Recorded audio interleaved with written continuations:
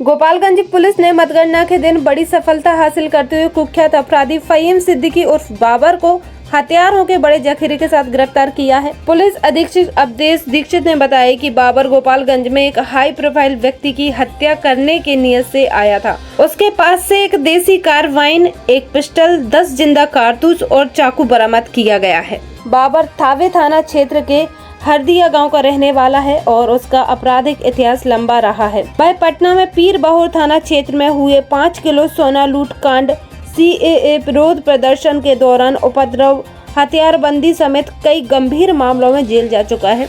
Police ने बताया कि शुरुआती पूछताछ में बाबर ने जमीन कब्जे को लेकर हत्या की साजिश से जुड़ी कई अहम जानकारियां दी हैं।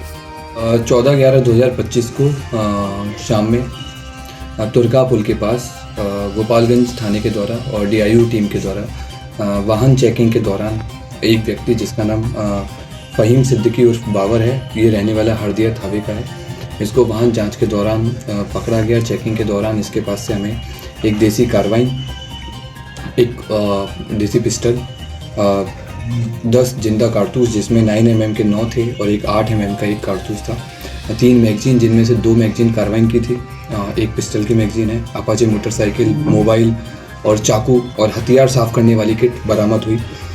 इस व्यक्ति से आगे पूछताछ करने में और इसका पुराना आपराधिक इतिहास देखने में ज्ञात हुआ कि यह व्यक्ति पूर्व में इकबाल हॉस्टल पटना में रहता था और वहाँ से CAA प्रोटेस्ट के दौरान जेल गया था।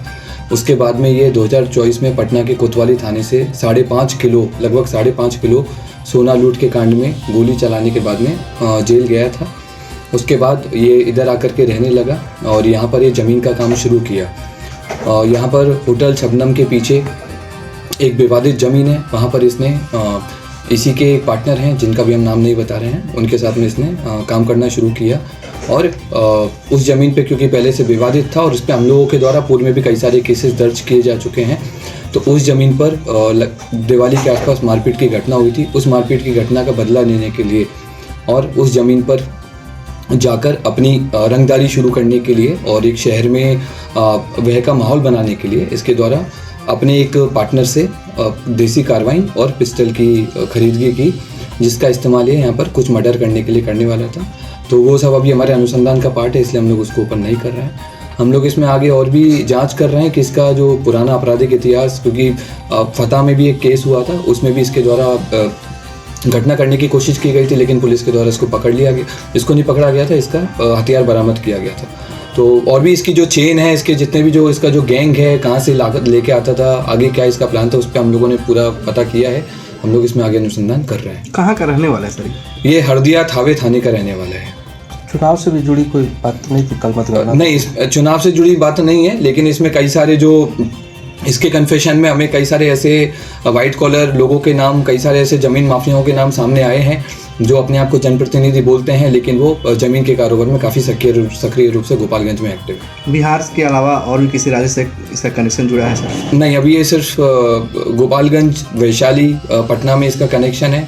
ये पूर्व में बालू माफियाओं के साथ भी काफ़ी एक्टिव रहा है और वहाँ पे भी कुछ इसने घटनाएं हुई हैं जो इसने स्वीकार की हैं, तो वहाँ हम संबंधित थाने से इसका आपराधिक इतिहास बालू के संबंध में पता कर रहे हैं। कारवाइन तो आमतौर पर आम लोगों के पास नहीं रहती है, तो ये सब कहीं से लूटा गया था, ये पता चल पाया कहाँ से? इसके द्वारा अभी तक बताया गया और हमारी भी प्राथमिक जांच में सामने आया है कि ये एक देसी कारवाइन है।